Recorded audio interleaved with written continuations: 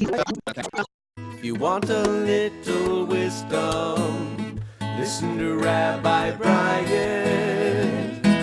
Rabbi Brian. Hi, Rabbi Brian, Rabbi Brian's Garden. This is episode number 8 of season 1. This is live. Give me a second. And we had 2 topics that I wanted us to talk about today. One was spiritual fitness, which is always a favorite. And the other one is about priorities. So let me see who is out there in the interwebs land. There are people, I found out there are scads of people who listen to this afterwards. I know the last one had 23 folks within a week who were listening to it, so I welcome all of those people. I got my regulars, Alex and Emily, who are here with me live in the Zoom room. And if you're on the Facebook, you can go up to the Zoom room and you can find Rabbi Brian's Garden there. It is December 11th, 2018. And I'm going to recommend, well, I'm going to do it for me, of taking a breath of air. And let's begin. Welcome, welcome. Welcome to everyone who's watching. I see Brian Burke and Kathleen are there, and Jody Stancliffe is there. They're all in Facebook land. What it's very amusing to me, but an interesting thing is there are different levels to how comfortable people are talking about their spiritual lives. And I don't mean this with any hierarchy to it, but there are people who want to be face-to-face and conversing with me, and there are people who are fine just watching on Facebook, and there are people who are fine just listening in. And I get that. It's often in any religious service there is, in any religious service, the first row is always empty, and the second row, and I think of it kind of that way here, is that it's a little scary to be talking about this spiritual stuff. So I'm glad that you're here in any way that you are here to be involved. I picked up some memes, and well, that's for our second part about priorities, really, but I'm going to bring them up here because there's this meme that goes around, and it's called, you had one job, you had one thing to do. And people in the internet will post pictures of something that was kind of amusing. So here's an image of a double yellow line where one of the lines is just going completely horribly to the side. Here's another of a remote control where the left button is printed with the word right on it and the right button is printed with the word left. Here's a telephone pole that was put smack in the middle of the sidewalk. And the idea is, here's another one. Somebody did a paving job, which if you have OCD would just drive you crazy because they laid all the bricks perfectly except for one. Here's a ramp, delightfully not on the door. And these are just you can see, here's a sign that says, please slow drively. I like it. Here's one that says, come on, milk, you had one job, and it's a bowl of cinnamon life cereal where the milk is just outside of the bowl for reasons we just can't understand. Here's somebody filling up a convenience. I got it. I see it, Alex. Emily and Alex can see it, and whoever else is there live can see. And then this is I would like to believe this is the one that started it. It's a stormtrooper sitting at a table, his hands in his head, or her hands in his head, because as we know, there was one job for the stormtroopers to do, which was to find those droids. And this is the poor stormtrooper who couldn't find the droids. Okay, so I wanted to start with that with a little bit of amusement. Oh, and I see Gina's here and Sari is here. Welcome. I'm glad you guys are here. So let's talk a little bit about spiritual fitness. And I think, you know, we have physical strength, how hard you can bench press, or how fast you can run a mile. is physical strength. And we know that physical strength, it atrophies. And hold on, I'm getting a little sound quality issue going on there. Hold on one sec. That there's physical strength, and then there's also emotional strength, right? How are you willing to go through a difficult time? And that's an emotional strength, And then this spiritual fitness. I keep promoting Religion Outside the Box is here to promote spiritual fitness.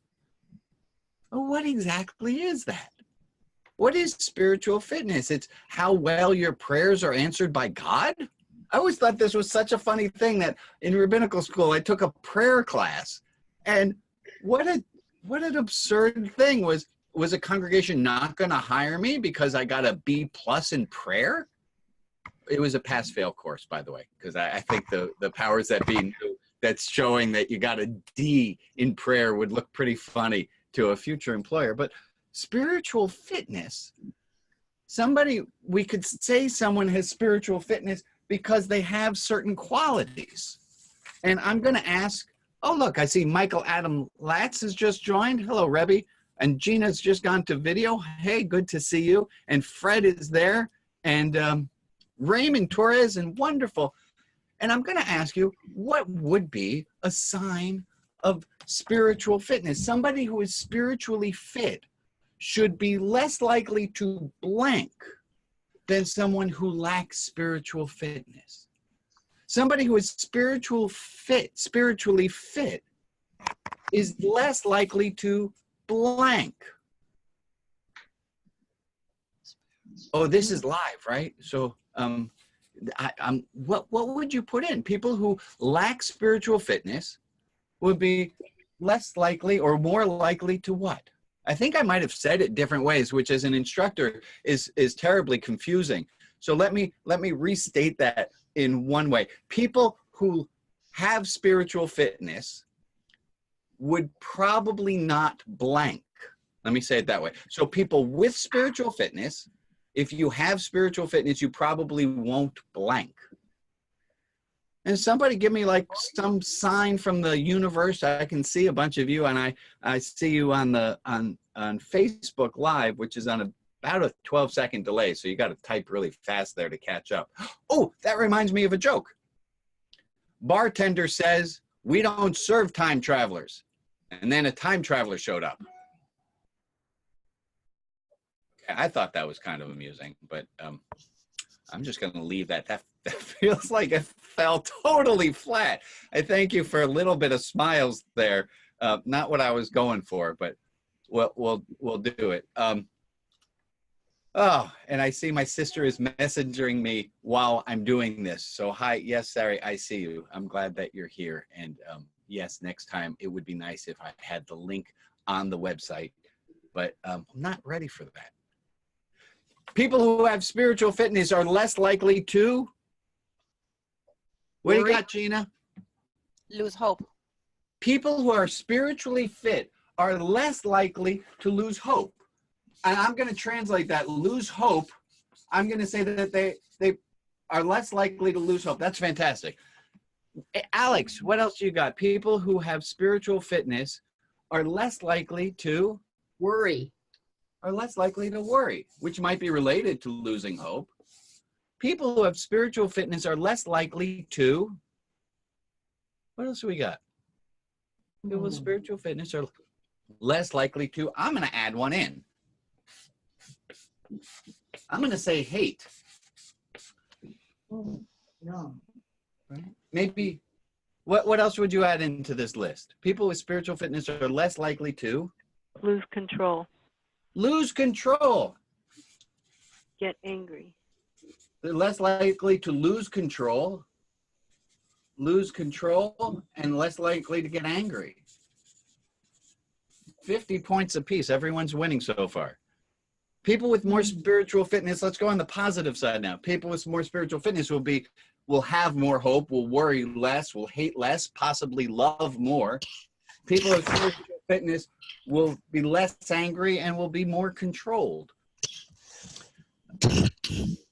Is there anything that someone with spiritual fitness they're born with. I mean, obviously, some people are born and they're better able to play soccer because they are born into a body that is whatever body type, and it's got the right agility and the right speed and strength to play soccer. How about spiritual fitness? Is this something that's innate, or is this something that can be cultivated? We often say patience is a virtue.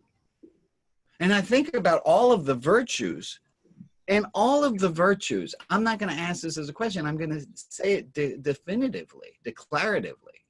All of the virtues, it doesn't matter how good you are at them, you can move yourself and better yourself. I think of it, instead of thinking of it as soccer, I think of it as singing. All of us can sing. Not all of us, I know there are exceptions, of course. Everyone can sing, but how often do we practice singing? And how can we expect ourselves to be really good at it if we don't practice it? And I can't remember who said it, and I sure wish I had looked this up before this talk. But it's the person who usually gets angry in 1.3 seconds, who on the day that they make it to not being angry for 1.4 seconds, that is the biggest of accomplishments. That spiritual fitness is something that we all have, it's internal, and that we can all work at. A dear friend of mine, he's a, internet friend. I've never actually met him, named Bart Campolo. He said of me once that I was kind of like the Richard Simmons of the spiritual world. He said the same way that Richard Simmons got out there and just encouraged people to exercise, even the people who didn't look like they belonged in a pair of shiny shorts and headband, he wanted to encourage people to exercise no matter who they were. And Bart Campolo said this about me, and it took me a while to fully understand what he was saying. This is what I see myself as doing, is that my job is to encourage people, no matter where you are, even if you get angry after 1.3 seconds, to take a look at your spiritual life and say, I can do a little better than that. Just a little better than that. So in the virtue of patience, right? Patience is a virtue. Patience is a virtue, and I would continue the quote to say, patience is a virtue that anyone can learn. It's not so easy. Hold on a second. I see some typing going on Facebook. People who are more, hi, Zach Shapiro. Good to see you. And Tilly is there. And to be happy, people who are more spiritual are happier. People who are more spiritual complain less. People who are more spiritual think less negative thoughts. Now, I think that's beautifully said. I don't think any of us are ever going to get to a point where we don't have a negative thought. But it goes to this story. It's a story that's often told as an American Indian story, but it's in other cultures as well. But let's give shout outs to native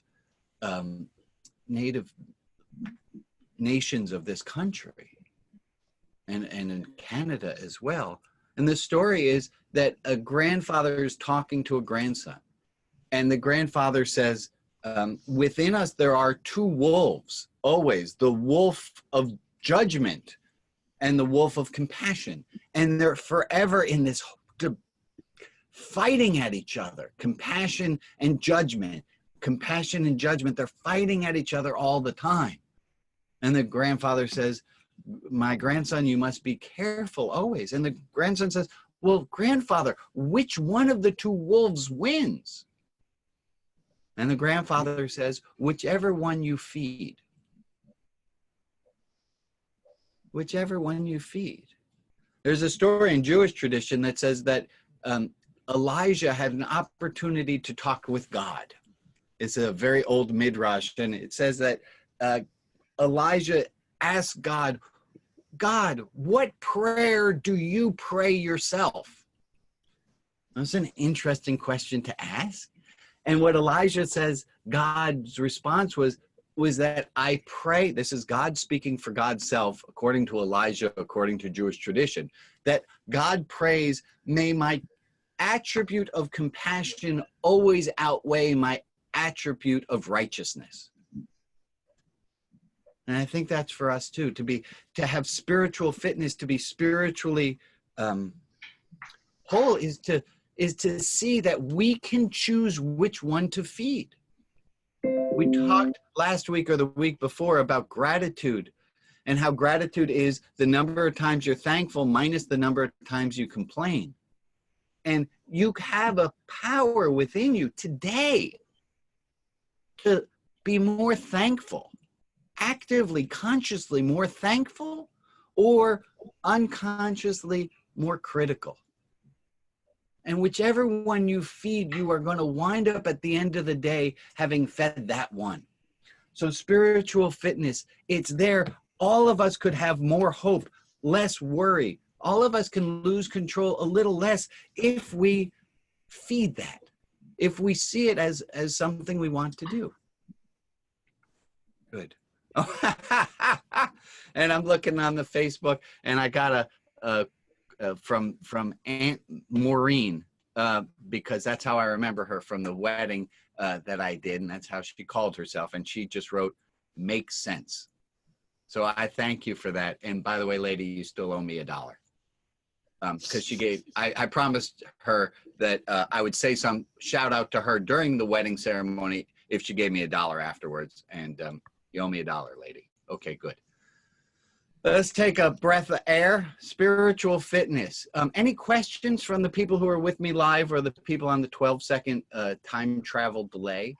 Any questions or thoughts about this topic of spiritual fitness, of how can you be more spiritually fit? And I'll say, this is part of religion outside the box, and part of the mission is it's not for me to tell you exactly how to do that.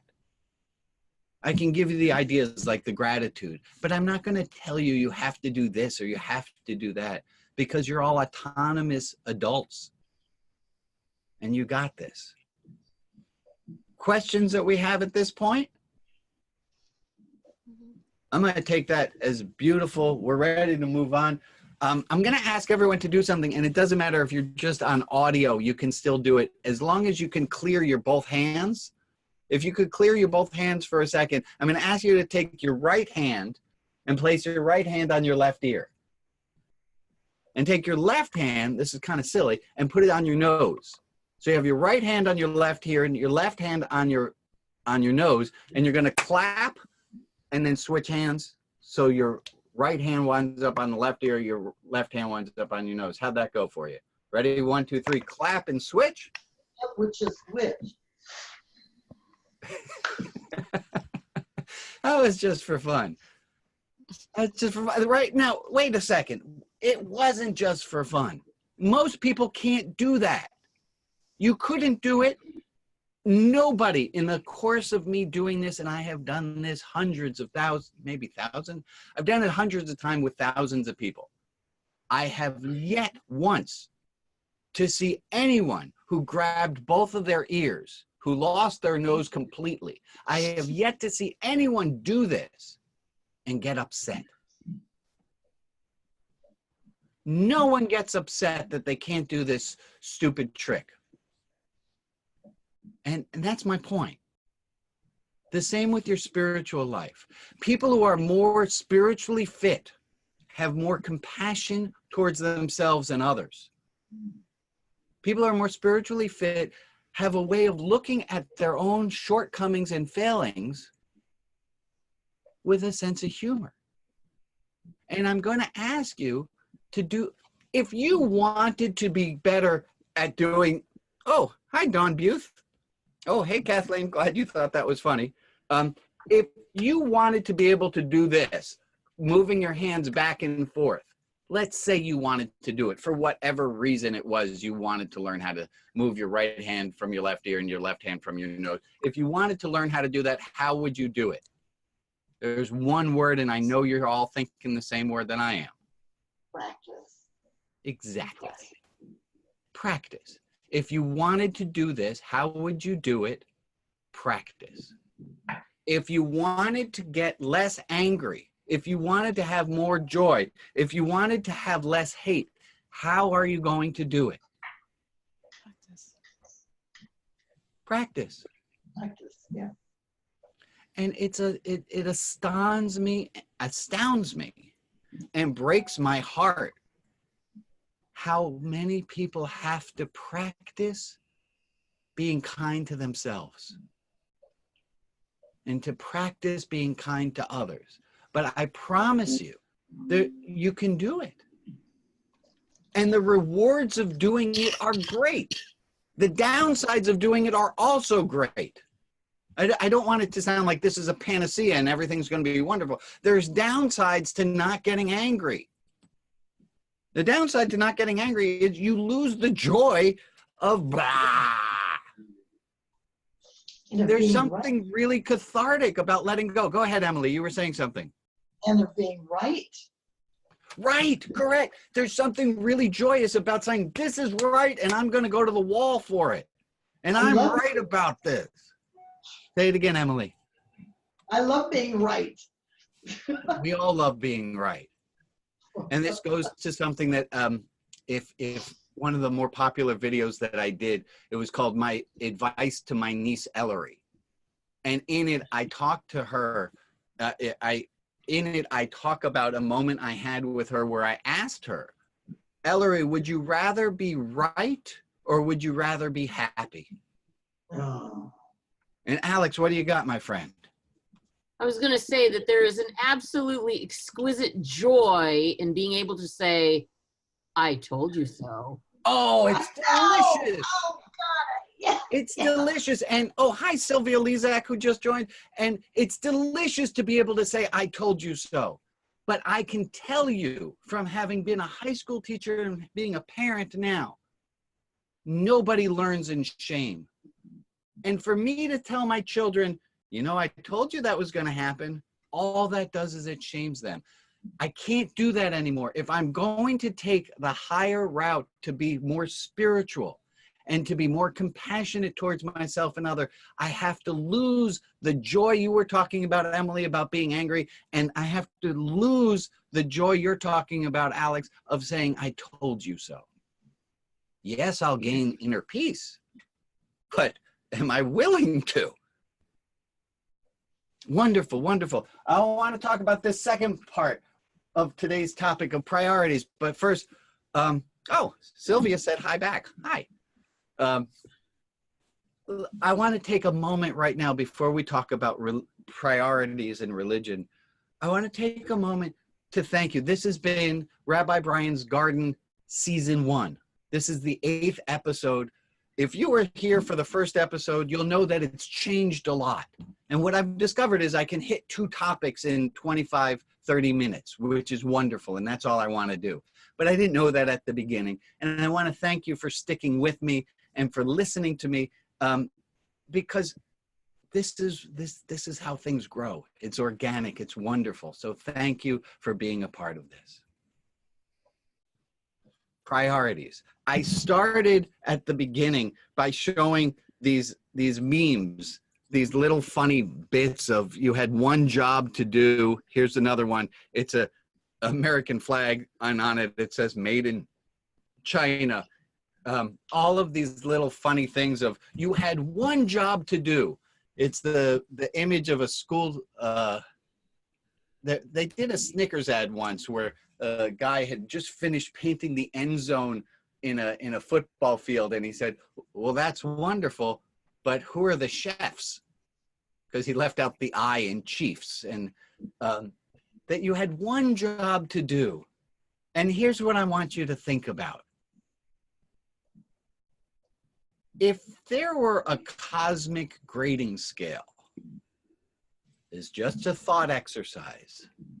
If there were, and I don't believe that there's a God who serves as a vice principal of the heavens going, oh yeah, Alex had a bacon double cheeseburger and it might have had weevils in it. I don't think of a God like that. But I want to think, what if What is it that you do believe, if only secretly in your heart? What is it that you believe that we're being, what is that one job we have to do?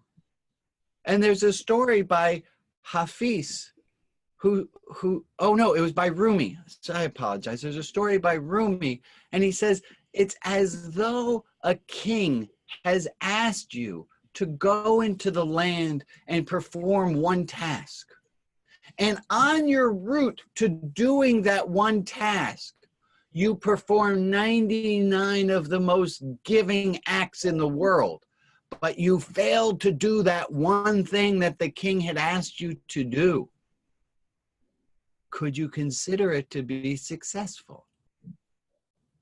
And I think of it as in the end of the movie City Slickers, where Jack Palance says, there's one thing you need to do. And he never tells Billy Crystal what that one thing is.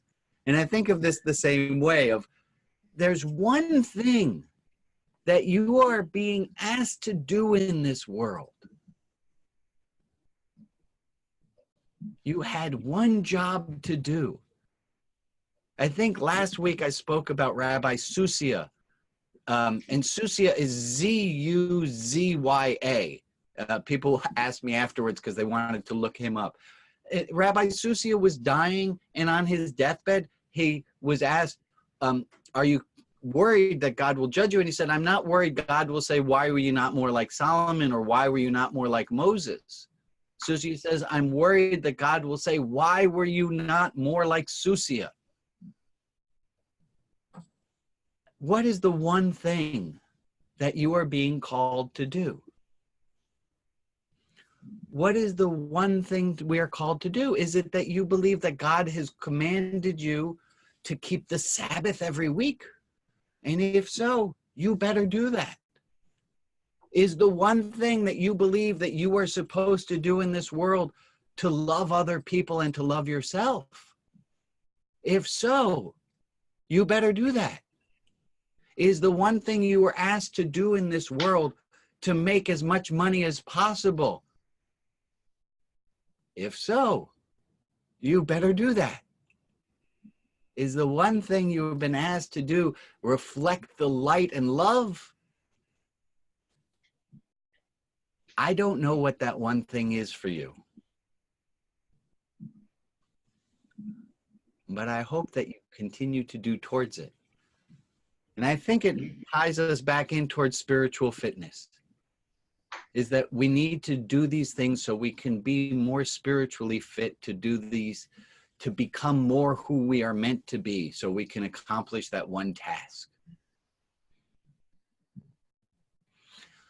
Well, we didn't have a chance to do Ask the Rabbi. I did, in a roundabout way, get to the question that Alex had emailed me in. But I am done. 8 episodes of Rabbi Brian's Garden. I thank you for joining me. This has been quite a pleasure. If you haven't gone to rotb.org, I have no idea how you found this podcast or this video, but please go to rotb.org, look up Religion Outside the Box, and see if you can't be of support. Rabbi Brian here in post-production. Thanks so much for watching, and make sure to listen in on the Resistance Bible Study podcast. The Resistance Bible Study. The Resistance Bible Study podcast. Join me. Engage. Resist. If you want a little wisdom, listen to Rabbi Brian. Rabbi Brian.